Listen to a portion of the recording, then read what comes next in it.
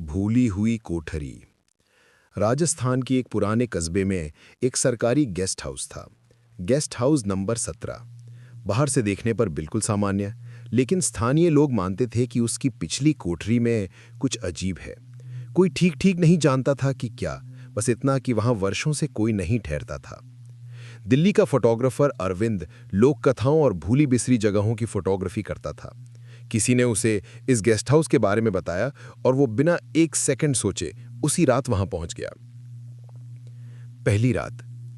चाबी देने वाले बूढ़े चौकीदार ने अरविंद की आंखों में देखकर कहा, साहब, कमरे में रहिए, पीछे की कोठरी में गलती से भी मत जाइएगा।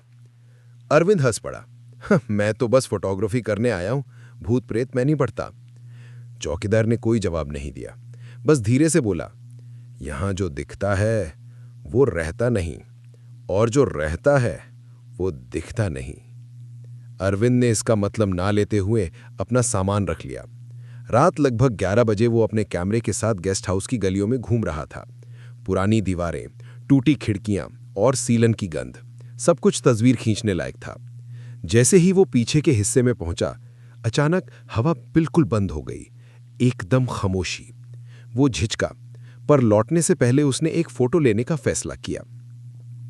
कैमरा उठाया और तभी उसे लगा कि कोठरी के अंदर कोई खड़ा है, एक बहुत हल्की पर साफ महिला की परछाई।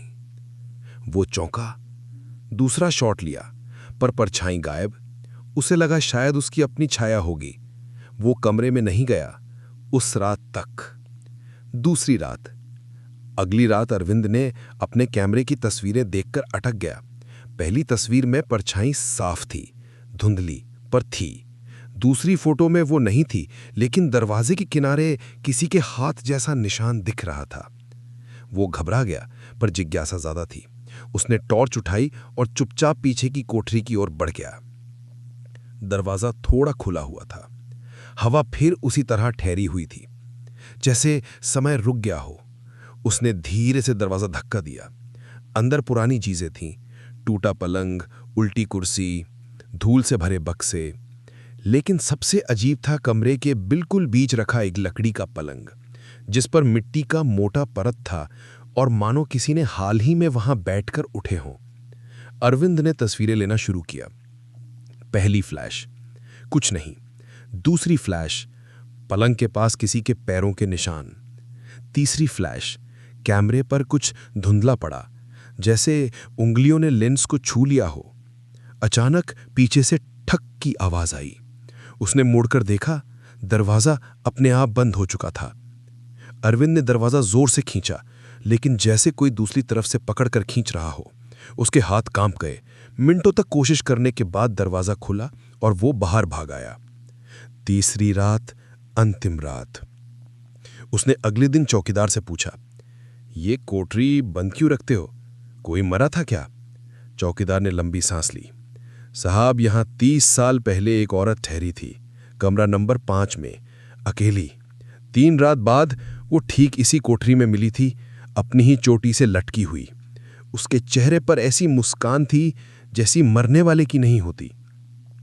अरविंद ने सुना और चुप हो गया, लेकिन दिमाग में और सवाल थे। वो जान चुका था कि उसे आज रात सारा सच मिल सकता है।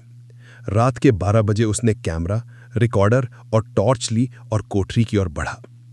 जैसे ही कोठरी के पास पहुंचा, दरवाजा अपने आप खुल गया। इस बार वो रुका नहीं, अंदर गया और दरवाजा धीरे से बंद हो गया।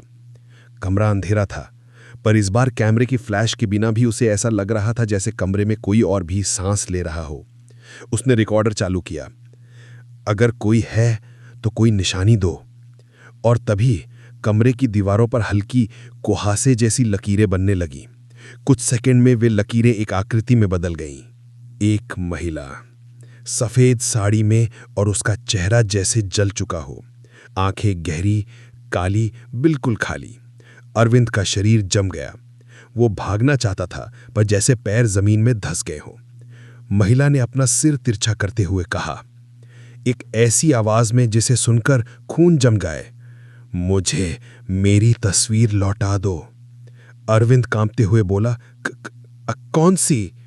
उसने अपना जला हुआ हाथ बढ़ाया, सीधा अरविंद के कैमरे की ओर।